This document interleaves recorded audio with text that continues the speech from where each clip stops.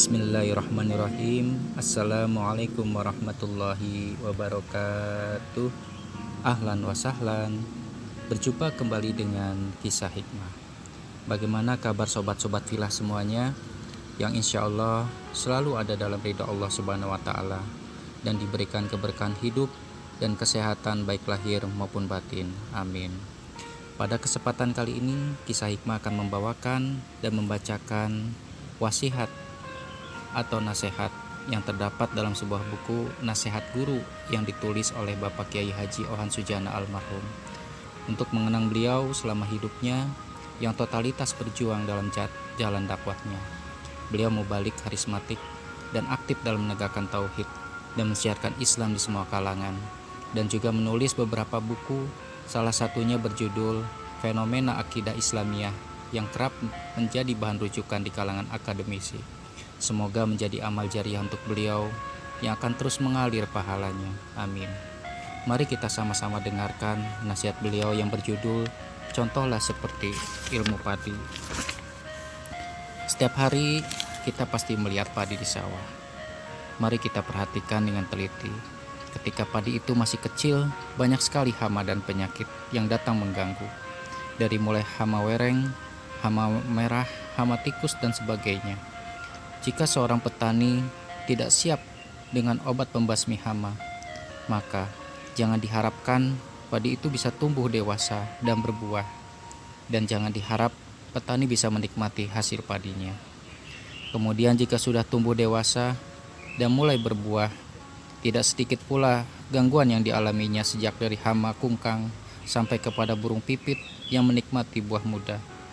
Sehingga jika si petani tadi lengah tidak mau menengok padinya, maka habislah padi itu dimakan oleh kungkang dan burung pipit. Ketika padi itu mulai berbuah dan belum masak dan masih kosong dengan biji, maka ia bersifat angkuh, sombong, overacting, dan selalu bergoyang-goyang jika ditiup angin. Kemana saja angin berlalu, ia akan mengikutinya. Kepalanya tidak mau merunduk. Namun jika padi itu sudah menguning dan berisi, ia semakin merunduk, seakan-akan ia ruku dan sujud ke bumi.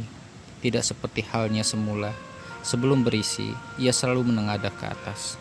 Nah, apabila padi sudah menguning dan merunduk, tandanya bahwa padi itu sudah siap dituai. Dan ia siap pula untuk menjadi generasi penerus yang akan ditebarkan di persemayan untuk jadi pengganti generasi yang sudah tua, dan siap pula memberi manfaat kepada manusia. Ia tidak menolak untuk dilirik, kemudian diinjak-injak dan dijemur di tempat yang panas. Bahkan ia rela mati syahid di dalam cengkraman terali besi, heleran, bahkan siap pula untuk terjun direndam dalam air panas sampai akhirnya ditelan oleh manusia dan bangkainya diguncang-guncang ikan di lautan dan sungai-sungai. Ia senang dan rela menjalani proses tersebut karena ia ingin memberi manfaat bagi manusia dan sebagai pengabdian diri kepada Allah Subhanahu wa Ta'ala. Demikian juga manusia, jika ingin bermanfaat hidupnya, contohlah ilmu padi. Dari sejak kecil, ia harus dibimbing dan dibina agar ia tidak diserang hama. Dan jika sudah dewasa, isilah dengan ilmu. Dan janganlah melupakan bahwa di kanan kiri kita banyak sekali godaan dan ujian. Tegaklah lurus terus. Dan jika menengadahlah sebentar saja, dan akhirnya merunduk, ruku dan sujud terus.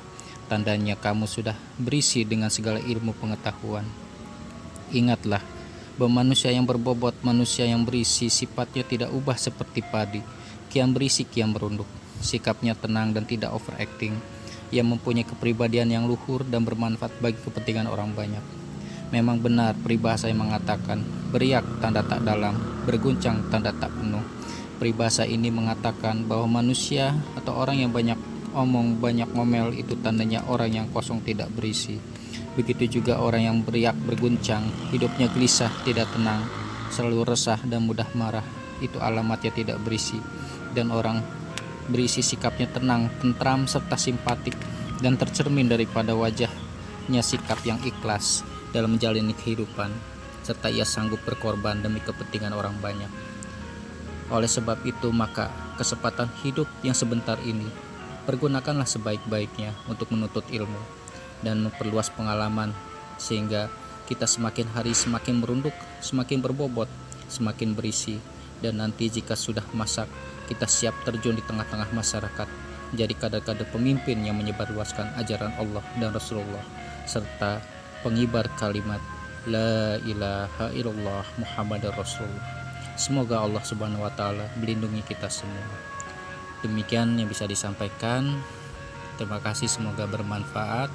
Wabillahi taufiq wal hidayah. Wassalamualaikum warahmatullahi wabarakatuh.